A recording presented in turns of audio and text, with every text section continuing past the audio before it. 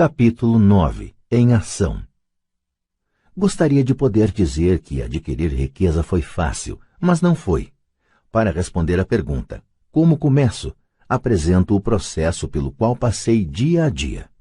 É realmente fácil encontrar bons negócios, garanto isso.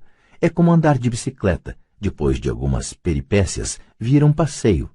Mas quando se trata de dinheiro, a determinação para ultrapassar a fase das peripécias é uma decisão pessoal. Descobrir negócios únicos na vida de milhões de dólares exige que convoquemos nosso gênio financeiro. Acredito que em cada um de nós reside um gênio financeiro. O problema é que ele está adormecido, esperando ser despertado. Está adormecido porque nossa cultura nos educa para acreditar que o amor ao dinheiro é a raiz de todos os males. Ela nos incentiva a aprender uma profissão para que possamos trabalhar pelo dinheiro, mas não nos ensina a fazer o dinheiro trabalhar para nós. Ela nos ensina a não nos preocupar com o nosso futuro financeiro, que o governo ou a empresa cuidarão de nós quando chegar o dia da aposentadoria. Contudo, são nossos filhos formados no mesmo sistema de ensino que acabarão pagando por ela. A mensagem é trabalhar arduamente, ganhar e gastar o dinheiro, e quando ele faltar, sempre poderemos tomar emprestado. Infelizmente, 90% do mundo ocidental aceita essa teoria simplesmente porque é mais fácil encontrar um emprego e trabalhar pelo dinheiro. Se você não faz parte dessa massa, eu lhe mostrarei os 10 passos para despertar seu gênio financeiro. São simplesmente os passos que eu segui. Se quiser tentar alguns deles, ótimo. Se não, escolha os seus. Seu gênio financeiro é suficientemente esperto para desenvolver sua própria lista. Falando no Peru com um garimpeiro de 45 anos, eu lhe perguntei por que ele tinha tanta confiança em encontrar uma mina de ouro. Ele respondeu: há ouro em todo lugar. A maioria das pessoas não está treinada para vê-lo. E eu diria que isso é verdade. Quanto a imóveis, posso sair qualquer dia e achar 4 ou 5 bons negócios em potencial, onde uma pessoa comum não encontra nada. Mesmo procurando no seu bairro, a razão é que ela não dedica tempo para desenvolver seu gênio financeiro. Os 10 passos a seguir são um processo que pode ajudá-lo a desenvolver os poderes que Deus lhe deu, poderes que só você pode controlar. 1. Preciso de uma razão maior do que a realidade. O poder do espírito. Se você perguntar à maioria das pessoas se elas desejariam ser ricas ou financeiramente independentes, elas responderão sim. Mas então caem na realidade. A estrada parece demasiadamente longa, com muitas montanhas a escalar. É mais fácil trabalhar pelo dinheiro e colocar o que sobra nas mãos do corretor. Certa vez conheci uma jovem que sonhava participar da equipe olímpica de natação dos Estados Unidos. Ela acordava todos os dias às 4 horas para treinar durante 3 horas antes de ir à faculdade. Ela não ia a festas com os amigos nas noites de sábado. Ela tinha que estudar para obter notas altas como todo mundo. Quando lhe perguntei o que a levava a essa ambição e a esse sacrifício sobre-humano, ela simplesmente respondeu: faço isso por mim mesma e pelas pessoas que amo. É o amor que me leva a superar obstáculos e sacrifícios. Uma razão ou um propósito é uma combinação de alguns quero e alguns não quero. Quando as pessoas me perguntam qual a razão que me levou a querer ser rico, digo que foi a combinação profunda e emocional dos quero e não quero. Listarei alguns. Primeiro, os não quero, pois são eles que criam os quero. Não quero trabalhar a vida inteira. Não quero o que meus pais aspiravam para mim, que era segurança no emprego e uma casa no subúrbio. Não quero ser um empregado. Odiava quando meu pai não assistia a meus jogos de futebol porque estava ocupado com sua carreira. Odiava ver meu pai trabalhando arduamente e o governo levando boa parte do que ele tinha obtido quando morreu. Ele não pôde nem mesmo deixar para os filhos aquilo pelo qual tinha trabalhado tanto. Os ricos não fazem isso. Eles trabalham arduamente e deixam um legado para seus filhos. Agora os quero. Quero ser livre para viajar por todo o mundo e viver o estilo de vida que gosto. Quero fazer isso ainda jovem. Quero ser simplesmente livre. Quero controlar meu tempo e minha vida. Quero que o dinheiro trabalhe para mim. Essas são minhas razões emocionais profundas. Quais são as suas? Se elas não forem suficientemente fortes, então a realidade da estrada à frente pode ser maior do que suas razões. Perdi dinheiro e tive vários fracassos, mas foram essas razões emocionais que me mantiveram de pé e me fizeram prosseguir. Queria ser livre por volta dos 40 anos, mas precisei esperar até os 47 com muitas experiências de aprendizado ao longo do caminho. Como disse, gostaria de dizer que foi fácil, mas não foi, mas também não foi duro. Sem uma forte razão ou propósito, aí sim, qualquer coisa na vida é dura. Se você não tiver um forte motivo, não faz sentido continuar ouvindo. Parecerá trabalho demais. 2. Escolho todos os dias.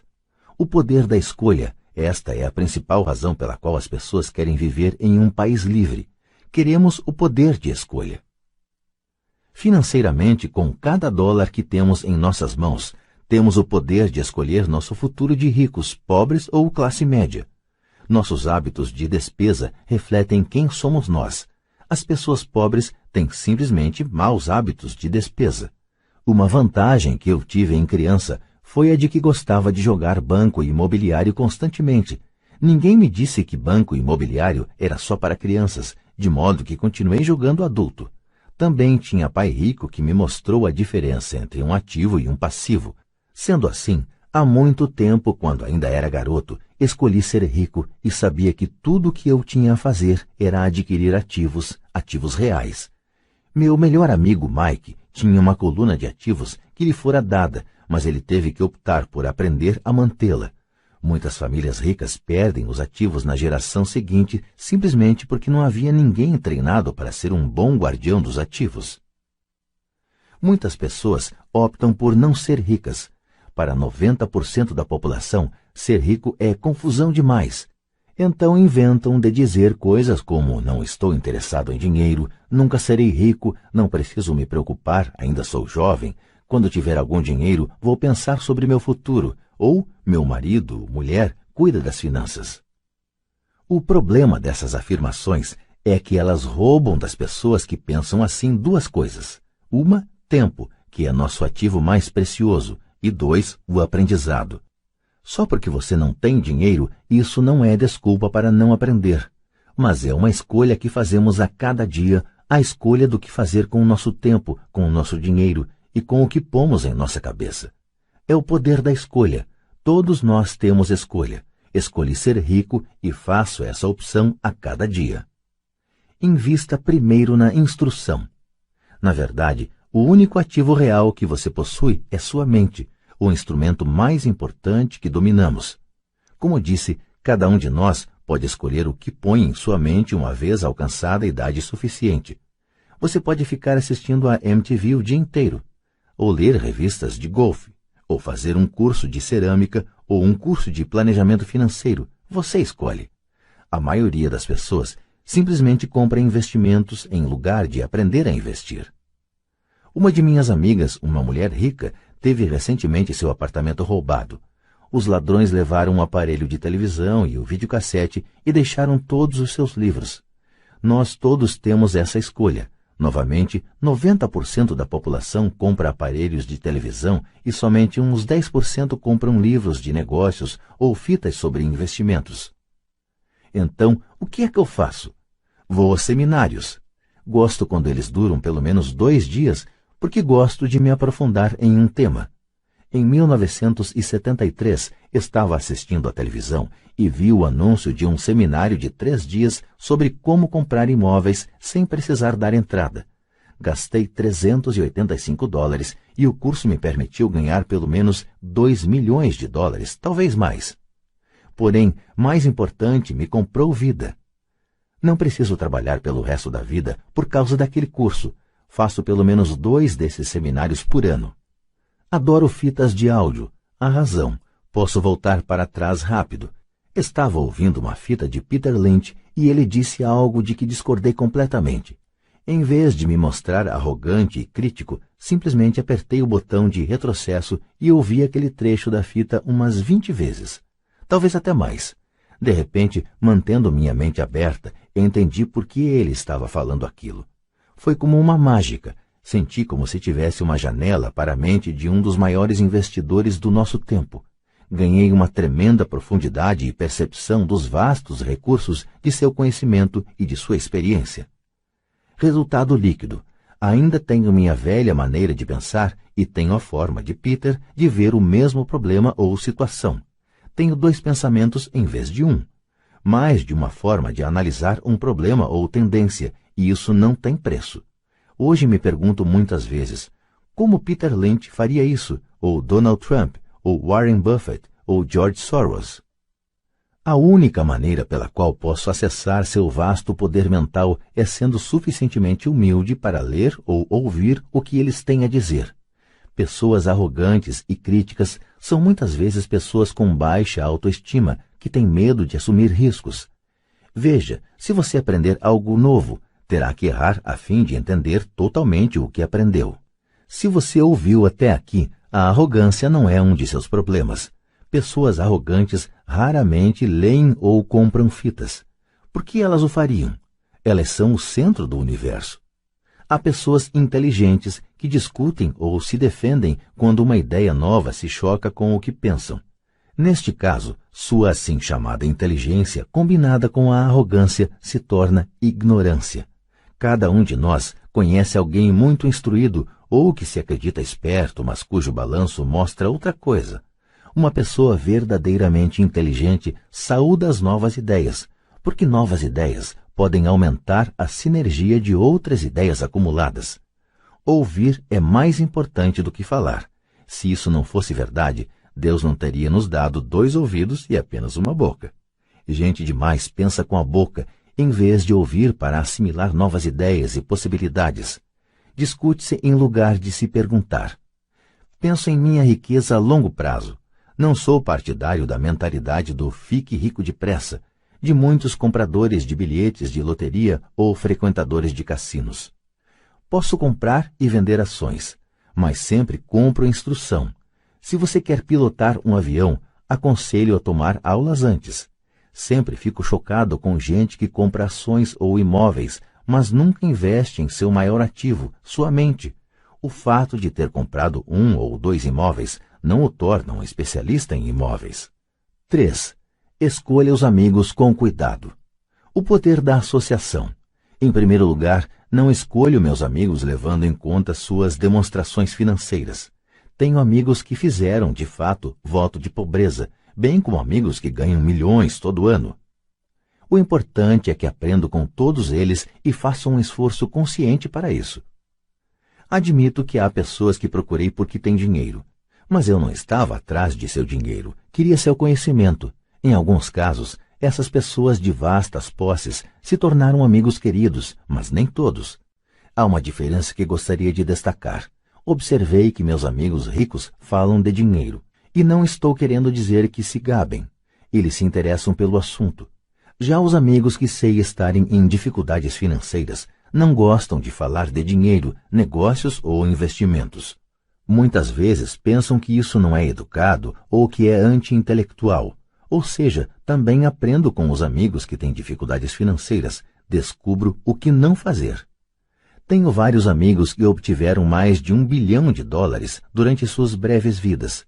3 deles observam o mesmo fenômeno. Seus amigos que não têm dinheiro nunca lhes perguntaram como eles o conseguiram, mas eles pedem 2 coisas, dinheiro emprestado e ou um emprego. Advertência. Não ouça as pessoas pobres ou apavoradas. Tenho amigos assim e gosto muito deles, mas são pessimistas na vida. Quando se trata de dinheiro, especialmente em investimentos, o céu está sempre caindo. Eles sempre sabem por que as coisas não funcionam. O problema é que as pessoas as ouvem, mas aqueles que aceitam cegamente essas informações pessimistas são também pessimistas. E como diz o velho ditado, galinhas da mesma plumagem concordam entre si. Se você assiste à CNBC, uma mina de ouro de informações sobre investimentos, sabe que eles apresentam frequentemente uma mesa redonda dos chamados especialistas. Um deles diz que o mercado está a ponto de desabar e outro afirma que está em ascensão. Se você for esperto, ouvirá os 2. Mantenha sua mente aberta porque ambos têm razões válidas Infelizmente, a maioria das pessoas ouve apenas os pessimistas. Alguns amigos próximos procuraram me fazer desistir de algum negócio ou investimento. Alguns anos atrás, um amigo me contou que estava empolgado porque descobrira um certificado de depósito que rendia 6% ao ano. Contei então que estava ganhando 16% com títulos do governo estadual. No dia seguinte, ele me enviou um artigo que mostrava por que minha aplicação era perigosa. Há anos estou obtendo os 16% e ele continua com os 6%. Diria que o mais difícil quanto à formação de uma fortuna é ser fiel a si mesmo e estar disposto a não acompanhar a multidão. No mercado é muito comum que seja a manada a chegar tarde a ser abatida. Se um grande negócio está nas manchetes, na maioria dos casos é tarde demais. Procure um negócio novo. Como dizem os surfistas, sempre há outra onda. As pessoas que correm e pegam uma onda tarde são, em geral, as que se dão mal. Investidores espertos não se afobam. Se perdem uma onda, esperam pela próxima e se preparam. Isto é difícil para a maioria dos investidores, porque comprar o que não é popular lhes parece apavorante. Os investidores tímidos gostam de acompanhar a multidão. Sua ganância os leva para as aplicações somente quando os investidores sábios já auferiram seus lucros e se retiraram. Investidores sábios aplicam quando o negócio ainda não é popular. Eles sabem que seus ganhos são gerados quando compram e não quando vendem. Esperam pacientemente. Como já disse, eles não se afobam. Como um surfista, eles se preparam para a próxima onda. Tudo é insider trading. Há formas de insider trading que são ilegais e outras que são legais. Mas, de qualquer forma, é insider trading. A única distinção é quando você está distante do por dentro. A razão pela qual você quer ter amigos ricos que estão por dentro é porque o dinheiro é ganho aí. É informação fabricada. Você quer saber quando haverá a próxima subida, entrar e sair antes da queda seguinte. Não estou dizendo para fazer nada ilegal, mas quanto mais cedo você souber, maiores são as chances de lucro com o risco mínimo. Para isso existem os amigos, e isso é inteligência financeira. 4. Domine uma fórmula e então aprenda outra. O poder do aprendizado rápido. Para fazer o pão, todo padeiro segue uma receita, mesmo que esta só exista em sua cabeça. O mesmo se pode dizer quanto a ganhar dinheiro. Por isso, na gíria, o dinheiro é muitas vezes chamado de massa. Muitos de nós já ouvimos a expressão, você é o que você come. Eu tenho uma variação, você se torna o que você estuda. Em outras palavras, seja cuidadoso com o que você estuda e aprende, porque sua mente é tão poderosa que você se torna aquilo que você põe em sua cabeça. Por exemplo, se você estuda culinária, você tende a ser cozinheiro. Se você não quer continuar sendo cozinheiro, precisará estudar outra coisa, digamos um professor. Depois de estudar para o magistério, você muitas vezes se torna professor, e assim por diante. Escolha cuidadosamente o que você estuda. Quando se trata de dinheiro, as massas têm uma fórmula básica aprendida na escola. E essa é, trabalhe pelo dinheiro. A fórmula que vejo predominar no mundo é que todos os dias milhões de pessoas acordam e vão trabalhar, ganham dinheiro, pagam contas, conferem seus talões de cheque, compram alguns fundos mútuos e voltam ao trabalho. Essa é a fórmula ou receita básica. Se você está cansado do que está fazendo ou se não ganha o suficiente, é simplesmente o momento de mudar a fórmula com a qual você ganha dinheiro. Quando eu tinha 26 anos, fiz um curso de fim de semana chamado Como Comprar Imóveis Executados Judicialmente. Aprendi a fórmula. O passo seguinte foi ter a disciplina para pôr em ação o que eu tinha aprendido. É aí que a maioria das pessoas para. Durante 3 anos, enquanto eu trabalhava na Xerox, passava minhas horas de folga aprendendo a arte de comprar imóveis executados. Ganhei vários milhões de dólares usando essa fórmula, mas hoje isso é muito lento e há muita gente que faz o mesmo. Então, depois de ter dominado a fórmula, passei a procurar outras fórmulas. Em muitos dos casos, não usei de forma direta a informação que obtive, mas sempre aprendi algo novo. Já fiz cursos destinados a corretores especializados em derivativos, um curso de negociação de opções de commodities e um curso sobre a ciência do caos. Neste, estava fora de meu ambiente, em uma sala cheia de gente com doutorado em física nuclear e ciência espacial. Contudo, aprendi uma porção de coisas que tornaram meus investimentos em imóveis e ações mais significativos e lucrativos. Muitas instituições comunitárias de ensino superior têm cursos de planejamento financeiro e aquisição de investimentos tradicionais. São lugares ótimos para se começar. Sempre procuro a fórmula mais rápida. É por isso que, com bastante regularidade, faço mais em um dia do que muitas pessoas fazem em toda a sua vida. Outra observação secundária. No mundo em rápida mudança de nossos dias, a questão não é tanto o que você sabe, porque com frequência o que você sabe já está ultrapassado. É a rapidez com que você aprende. Esta habilidade não tem preço. Não tem preço para encontrar fórmulas, receitas, se preferir, mais rápidas de fazer dinheiro. Trabalhar arduamente pelo dinheiro é uma fórmula velha nascida nos dias do homem das cavernas. 5. Pague a si mesmo primeiro. O poder da autodisciplina. Se você não pode se controlar, não tente ficar rico. Talvez fosse bom entrar para a marinha ou alguma ordem religiosa para aprender a se controlar. É a falta de autodisciplina que leva à falência muitos ganhadores de loteria pouco depois de eles terem ganhado milhões. É a falta de autodisciplina que leva pessoas que acabaram de obter um aumento a comprar um carro novo ou fazer um cruzeiro. É difícil dizer qual dos 10 passos é o mais importante, mas de todos este é possivelmente o mais difícil de dominar, se não for parte de sua personalidade. Eu arriscaria dizer que é a falta de autodisciplina que se constitui no fator número 1 a separar ricos, pobres e classe média. Dito de forma simples, pessoas que têm baixo autoestima e reduzida tolerância à pressão financeira não poderão nunca, e quero dizer isso mesmo, nunca ser ricas. Como já disse, uma lição aprendida com o pai rico foi que o mundo vai bater em você. O mundo bate nas pessoas não porque as outras pessoas sejam ruins, mas porque os indivíduos não têm controle interno e disciplina. Quem não tem força interior muitas vezes se torna vítima daqueles que têm autodisciplina. Nos cursos para empreendedores onde leciono, lembro constantemente aos participantes que não devem focar seu produto, serviço ou atividade, mas o desenvolvimento de habilidades de gestão.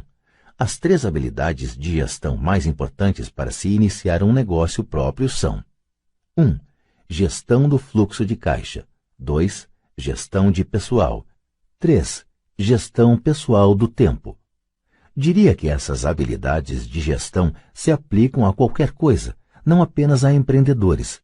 As 3 têm importância para a forma como você vive sua vida como indivíduo ou como parte de uma família, um negócio, uma organização de caridade, uma cidade ou uma nação. Cada uma dessas habilidades é realçada pelo domínio da autodisciplina. Levo a sério o dito: pague-se a si próprio em primeiro lugar. The Richest Man in Babylon, de George Clason. É onde encontrei a expressão pague-se a si próprio em primeiro lugar. O livro vendeu milhões de exemplares, mas embora milhões de pessoas repitam livremente essa afirmação poderosa, poucas seguem o conselho. Como disse, a alfabetização financeira nos permite ler os números e estes contam a história. Vendo a demonstração de renda e o balanço de uma pessoa, posso ver facilmente se a pessoa que diz pague-se a si próprio em primeiro lugar está praticando o que prega. Comparemos então as demonstrações financeiras de pessoas que pagam a si mesmo em primeiro lugar e as que não as fazem. Repito, tem a ver com o entendimento do fluxo de caixa que conta a história. Se você pode realmente começar a compreender o poder do fluxo de caixa, perceberá rapidamente o que há de errado com o exemplo a seguir. Ou seja, porque 90% das pessoas trabalham arduamente durante toda a vida e precisam de apoio do governo, à Seguridade Social, quando não podem mais trabalhar. Está vendo? O exemplo anterior reflete as ações de uma pessoa que opta por pagar a si mesma em primeiro lugar. Todo mês, ela destina dinheiro para sua coluna de ativos antes de pagar as despesas mensais. Embora milhões de pessoas tenham lido o livro de Clason e entendido a expressão pague-se a si próprio em primeiro lugar, na verdade, elas o fazem em último lugar. Agora posso ouvir as reclamações daqueles que acreditam sinceramente em pagar as contas primeiro. E posso ouvir todas as pessoas responsáveis que pagam suas contas em dia. Não estou falando para ser irresponsável e deixar de pagar as contas. Digo apenas o que está no livro, e isso é, pague a si mesmo em primeiro lugar. Minha mulher e eu temos tido muitos guarda-livros, contadores e gerentes de banco que têm problemas com esta forma de considerar o pague a si próprio em primeiro lugar. A razão é que estes profissionais fazem de fato o mesmo que as massas, que é se pagar em último lugar.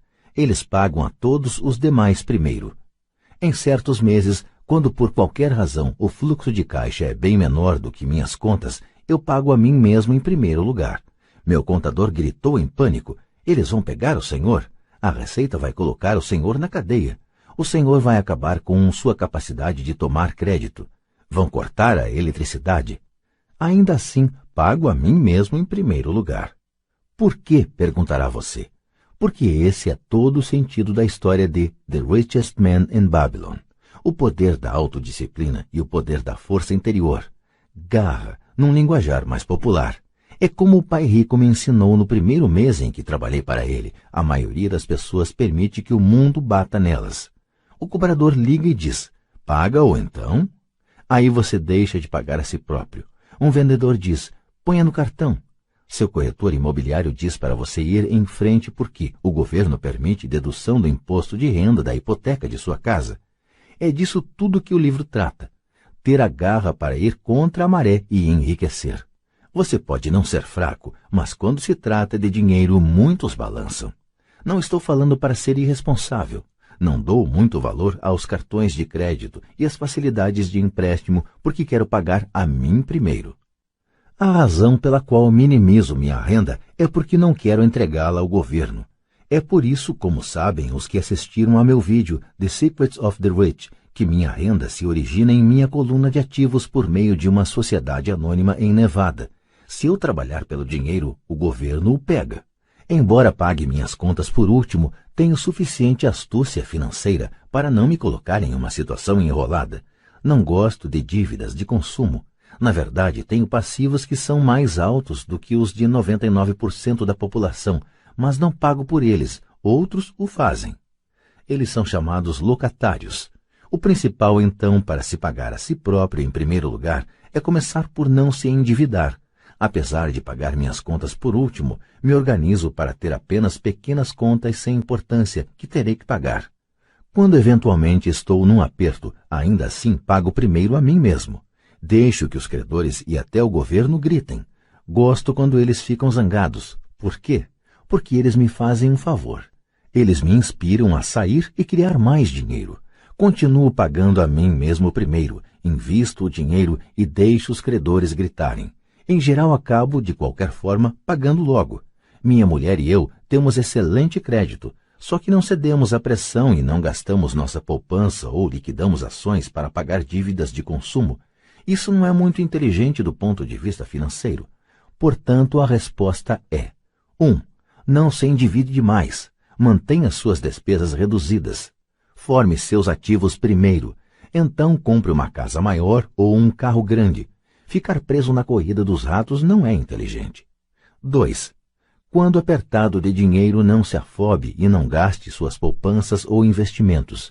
Use a pressão para inspirar seu gênio financeiro a descobrir novas formas de ganhar mais dinheiro e então pague as contas. Você terá aumentado sua habilidade de ganhar mais dinheiro, bem como sua inteligência financeira. Assim, muitas vezes tive problemas financeiros e usei meu cérebro para criar mais renda, enquanto defendia firmemente meus ativos. Meu contador gritava e procurava cobertura, mas eu parecia um bom soldado de cavalaria defendendo o forte, ativos.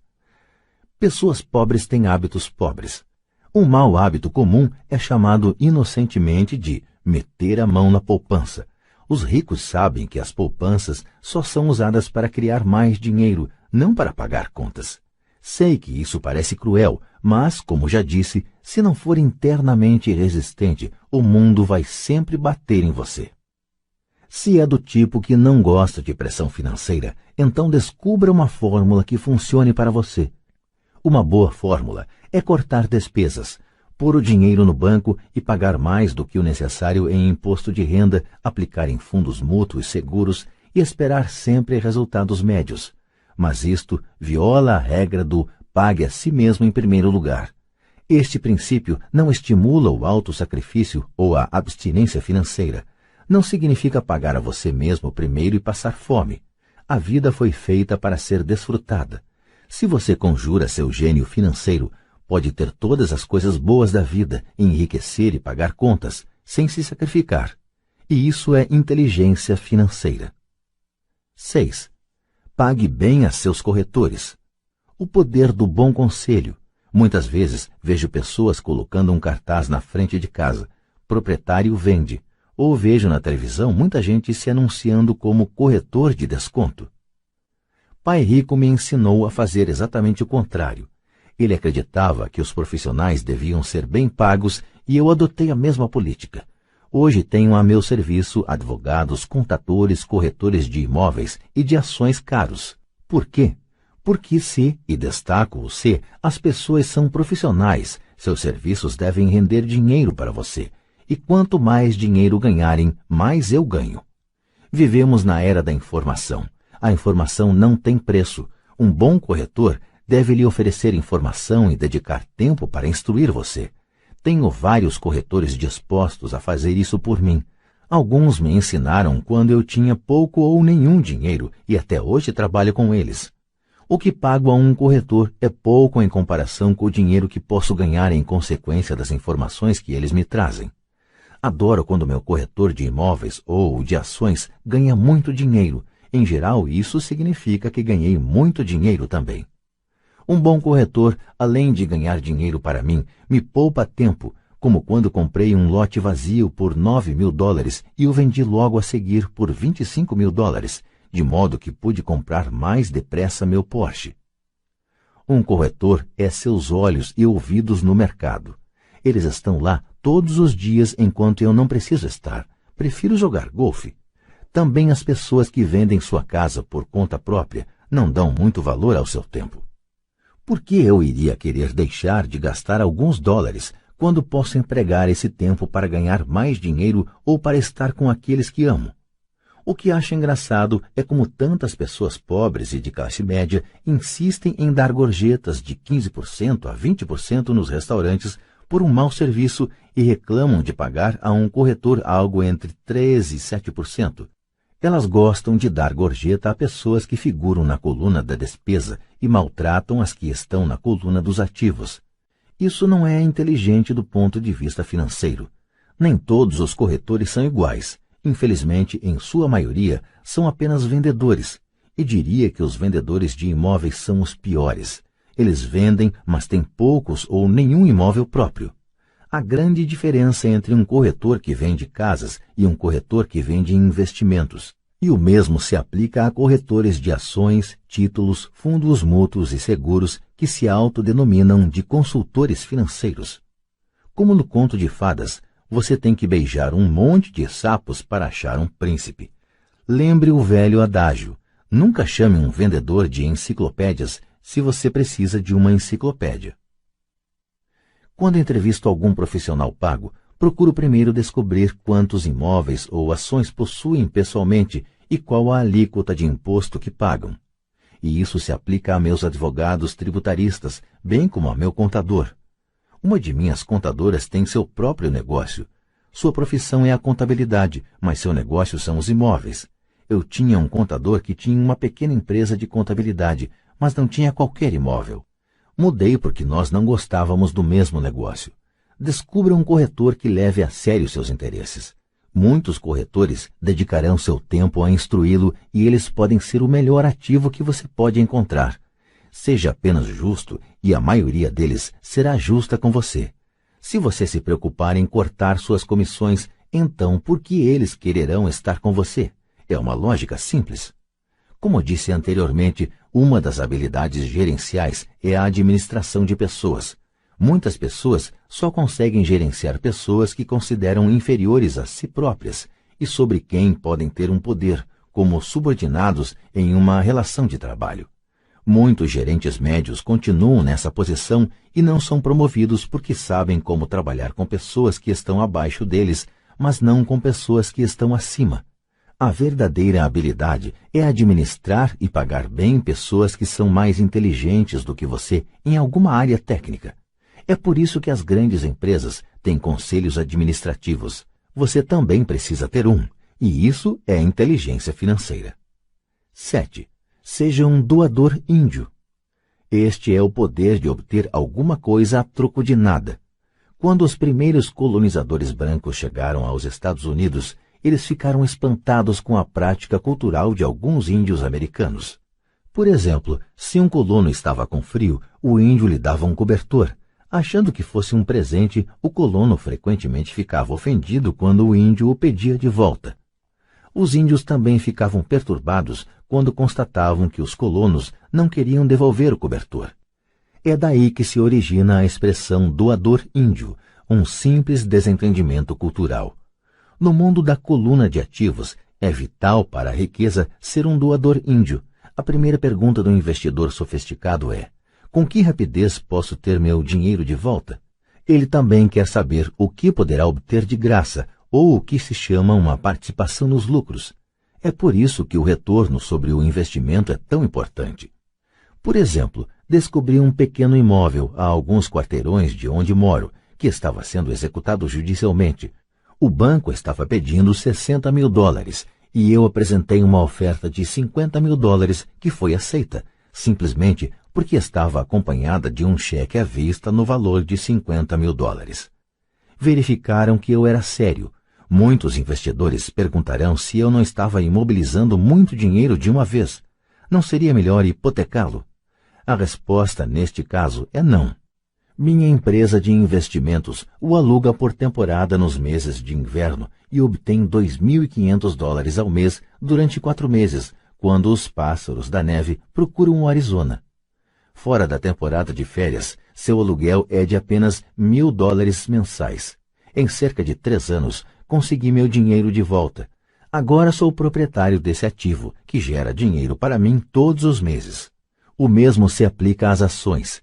Frequentemente, meu corretor liga e sugere que eu aplique uma considerável quantia em ações de alguma empresa que, segundo ele, está a ponto de fazer alguma coisa que aumentará o valor delas, como lançar um produto novo. Então, durante uma semana ou um mês, aplico meu dinheiro nessas ações, enquanto seus preços sobem. Depois, tiro aquela soma inicial e paro de me preocupar com as flutuações do mercado, porque tenho de volta meu dinheiro inicial e agora sou dono de um ativo que, tecnicamente, me saiu de graça. Sem dúvida, em muitas ocasiões perdi dinheiro, mas somente jogo com dinheiro que posso perder.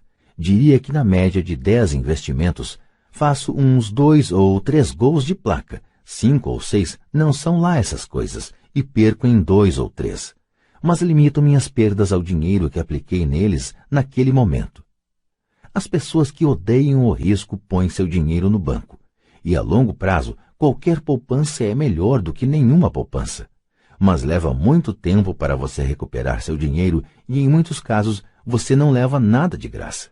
Eles costumavam dar torradeiras, referência a uma prática adotada por alguns bancos americanos de distribuir eletrodomésticos a quem abrisse contas novas. Mas, atualmente, isso está ficando mais caro. Em todos os meus investimentos precisa haver algo mais, algo de graça. Um imóvel, um lote de terreno, uma casa, ações, escritórios.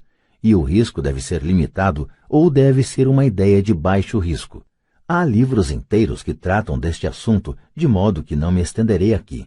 Ray Kroc, do McDonald's, vendia franquias de hambúrgueres, não porque gostasse do sanduíche, mas porque queria os terrenos das franquias de graça. Investidores sábios devem dar mais atenção ao retorno sobre o investimento. São os ativos que você obtém de graça depois que você recebe seu dinheiro de volta. Isso é inteligência financeira. 8. Ativos compram supérfluos. O poder do foco. O filho de um amigo estava desenvolvendo um hábito desagradável de gastar demais. Aos 16 anos, naturalmente, desejava ter seu carro. A desculpa: os pais de todos os seus amigos tinham comprado um carro para o filho. O garoto queria pegar suas poupanças e dar a entrada para o carro. Foi aí que o pai me procurou. Você acha que devo fazer o que ele quer ou deveria fazer como os outros pais e dar um carro para ele? Minha resposta: a curto prazo pode ser bom, mas o que você lhe terá ensinado a longo prazo? Você não pode usar seu desejo de ter um carro e incentivar seu filho a aprender alguma coisa? De repente, se acendeu uma luz e ele foi correndo para casa. 2 meses depois, voltei a encontrar meu amigo. Seu filho já está com o carro? Perguntei. Não, mas lhe dei $3.000 para comprar o carro. Falei para ele usar meu dinheiro e em lugar do seu dinheiro reservado para a universidade. Você foi bastante generoso, respondi. Nem tanto. O dinheiro veio acompanhado de uma condição. Segui sua orientação para usar seu desejo por um carro como incentivo para que aprendesse alguma coisa. E qual foi a condição? Perguntei. Bom, primeiro voltamos a jogar seu cash flow. Jogamos e tivemos uma longa discussão sobre o uso sábio do dinheiro. Fiz para ele uma assinatura do Wall Street Journal e comprei alguns livros sobre mercado de ações. E daí? Indaguei. O que fez? Falei que os $3.000 eram dele, mas que ele não poderia comprar o carro direto. Ele deveria usar o dinheiro para comprar e vender ações, achar seu próprio corretor, e quando tivesse ganho $6.000, metade ele poderia usar para comprar o carro, e o resto devia colocar na poupança para pagar a faculdade. E o resultado? Continuei. Bem, teve sorte nos primeiros negócios, mas daí a pouco perdeu tudo. Então começou a ficar interessado de verdade. Hoje ainda lhe faltam uns $2.000 e está mais interessado ainda. Leu todos os livros que dei e pegou outros na biblioteca. Lê avidamente o Wall Street Journal, acompanhando os indicadores, e assiste à CNBC em vez da MTV, e está aprendendo muito. Ele sabe que se perder dinheiro vai ter que andar a pé mais uns 2 anos, mas não está preocupado. Já nem liga tanto para o carro porque encontrou algo mais divertido para fazer. E se ele perder todo o dinheiro? Perguntei. Aí vamos ver. Prefiro que ele perca tudo agora do que ter que esperar chegar à nossa idade para arriscar a perder tudo. E além do mais, esses são os melhores $3.000 que gastei com sua educação. O que está aprendendo vai lhe servir por toda a vida e ele parece ter adquirido mais respeito pelo poder do dinheiro. Acho que parou de torrá-lo. Como já falei na sessão, pague a si mesmo em primeiro lugar. Se uma pessoa não domina o poder da autodisciplina, é melhor nem tentar ficar rico. Embora o processo de gerar fluxo de caixa a partir da coluna de ativos seja fácil, é a fortaleza mental de direcionar o dinheiro que é difícil. Devido às tentações externas, é mais cômodo neste mundo de consumismo torrar o dinheiro na coluna das despesas. A falta de fortaleza mental leva a permitir que o dinheiro flua pelos caminhos de menor resistência. Darei um exemplo numérico de inteligência financeira, especialmente a capacidade de usar dinheiro para ganhar mais dinheiro.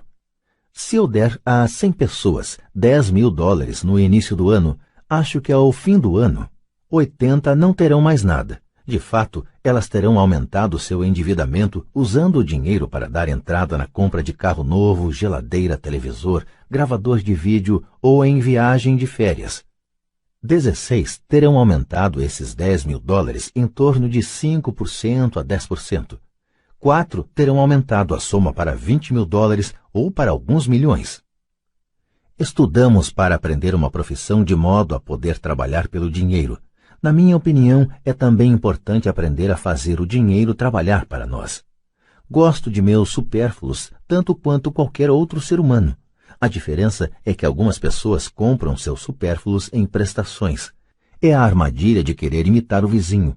Quando eu quis comprar um Porsche, o caminho mais fácil foi procurar o gerente do banco e conseguir um financiamento. Em lugar de me preocupar com a coluna do passivo, decidi me concentrar na coluna dos ativos. Como de hábito, empreguei meu desejo de consumir para me inspirar e motivar meu gênio financeiro a investir. Constantemente nos preocupamos em obter as coisas que desejamos em vez de nos concentrarmos em criar dinheiro. É mais fácil a curto prazo, porém mais duro a longo prazo. É um mau hábito em que incorremos como indivíduos e como nação. Lembre, o caminho mais fácil muitas vezes se transforma no mais áspero, e o caminho árduo muitas vezes se torna suave. Quanto mais cedo você se disciplinar e aqueles que ama para dominar o dinheiro, tanto melhor. O dinheiro é uma força poderosa. Infelizmente, as pessoas usam esse poder contra elas mesmas. Se sua inteligência financeira for pouca, o dinheiro escorrerá de suas mãos, será mais esperto que você. Se o dinheiro for mais esperto, você trabalhará toda a sua vida. Para ser o senhor do dinheiro, você precisa ser mais esperto do que ele. Então o dinheiro fará o que você mandar. Ele lhe obedecerá. Em vez de ser escravo, você será o senhor. Isso é inteligência financeira. 9. A necessidade de heróis. O poder do mito. Quando eu era garoto, admirava profundamente Willie Mays, Hank Aaron e Yogi Berra. Eles eram meus heróis. Quando garoto, jogando no beisebol infantil, queria ser como eles. Seus cartões de beisebol eram meu tesouro. Queria saber tudo a respeito deles. Conhecia suas estatísticas, suas jogadas, quanto ganhavam e como tinham ascendido aos times profissionais. Queria saber tudo porque queria ser como eles. Quando aos 9, 10 anos de idade pulava para arremessar ou apanhar a bola, não era eu, era Yogi ou Hank. É uma das formas mais poderosas de aprender que frequentemente esquecemos ao chegar à idade adulta. Perdemos nossos heróis, perdemos nossa ingenuidade. Hoje, observo os garotos jogando beisebol perto de casa. Na quadra, não é o Joãozinho, é Michael Jordan, Sir Charles ou Clyde. Copiar ou emular heróis é um aprendizado poderoso. É por isso que quando alguém como O.J. Simpson cai em desgraça, há um clamor tão grande. É mais do que um simples julgamento, é a perda de um herói, alguém com quem crescemos, que observamos e quisemos imitar. De repente, precisamos nos livrar dessa pessoa. Quando cresci, encontrei novos heróis. Tenho heróis como Peter Jacobsen, Fred Couples e Tiger Woods. Imito suas jogadas no golfe e faço o possível para ler tudo a respeito deles. Também tenho heróis como Donald Trump, Warren Buffett, Peter Lynch, George Soros e Jim Rogers. Em minha maturidade, acompanho suas estatísticas como o fazia com meus heróis do beisebol. Acompanho os investimentos de Warren Buffett e leio tudo sobre suas opiniões a respeito do mercado. Leio o livro de Peter Lynch para entender como ele escolhe suas ações. E leio sobre Donald Trump, tentando descobrir como ele negocia e monta operações. Da mesma maneira que não era eu no campo de beisebol, quando estou no mercado ou fechando um negócio, estou agindo subconscientemente com a ousadia de Trump. Ou, ao analisar uma tendência, procuro pensar em como Peter Lynch o faria. Tendo heróis, me aproprio de uma fonte imensa de gênio em estado puro. Mas heróis fazem mais do que simplesmente inspirá-lo. Heróis fazem com que as situações pareçam fáceis. Ao fazer parecerem fáceis, nos convencem a querer ser como eles. Se eles conseguiram, eu também posso. Quando se trata de investimentos, há gente demais para complicar. Procure heróis que façam as situações parecerem fáceis. 10. Ensina e receberás. O poder da doação. Ambos os meus pais eram mestres. Pai Rico me ensinou uma lição que me acompanha toda a vida, e essa foi a necessidade de ser caridoso ou de doar. Meu pai instruído doava muito na forma de tempo ou conhecimento, mas quase nunca doava dinheiro. Como já mencionei, ele costumava dizer que doaria quando tivesse algum dinheiro sobrando, só que raramente sobrava algum dinheiro. Pai Rico doava tanto dinheiro quanto ensinamentos. Ele acreditava firmemente na troca. Se você deseja algo, primeiro você precisa dar, dizia sempre. Quando tinha pouco dinheiro, ele simplesmente doava dinheiro à igreja ou alguma instituição de caridade. Se eu tivesse de passar apenas uma única ideia para você, seria esta. Sempre que você sentir falta ou escassez de alguma coisa, doe antes o que você quer e isso retornará para você aos montes. Isso é verdadeiro para dinheiro, sorrisos, amor, amizade. Sei que muitas vezes isso é a última coisa que se deseja fazer, mas para mim sempre funcionou. Apenas confio em que o princípio da reciprocidade funciona e dou o que desejo. Se quero dinheiro, dou dinheiro e ele volta multiplicado. Se desejo vendas, ajudo alguém a vender e as vendas aparecem para mim.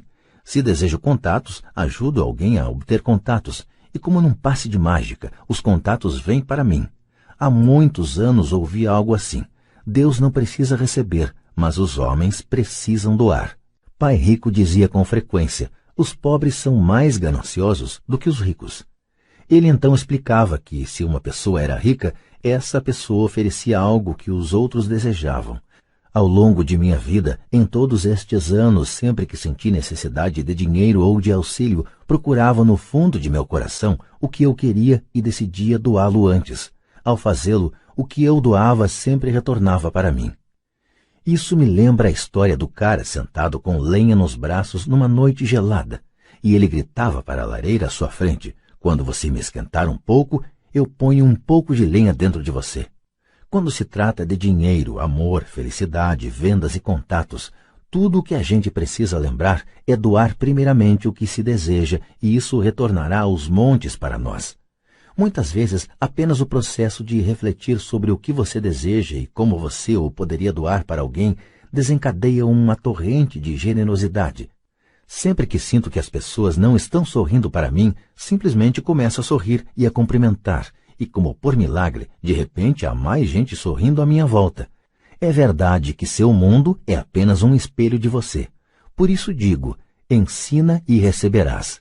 Descobri que quanto mais sinceramente ensino aos que estão desejosos de aprender, tanto mais aprendo. Se você quer aprender sobre dinheiro, ensine a alguém. Uma torrente de novas ideias e distinções mais sutis surgirá. Houve momentos em que doei e nada retornou, ou em que o que recebi não era o que eu desejava. Mas depois de refletir e examinar minha alma, concluí que, em vez de doar por doar, eu estava doando para receber. Meu pai ensinava a professores e se tornou mestre dos mestres. Pai rico sempre ensinava aos jovens seu jeito de fazer negócios. Em retrospecto, foi a generosidade deles com o que eles sabiam que os fez melhores. Há neste mundo poderes muito mais fortes do que nós. Você pode chegar lá por si mesmo, mas chegará mais rápido com o auxílio dos poderes superiores. Tudo de que precisa é ser generoso com o que você tem, e os poderes superiores serão generosos com você.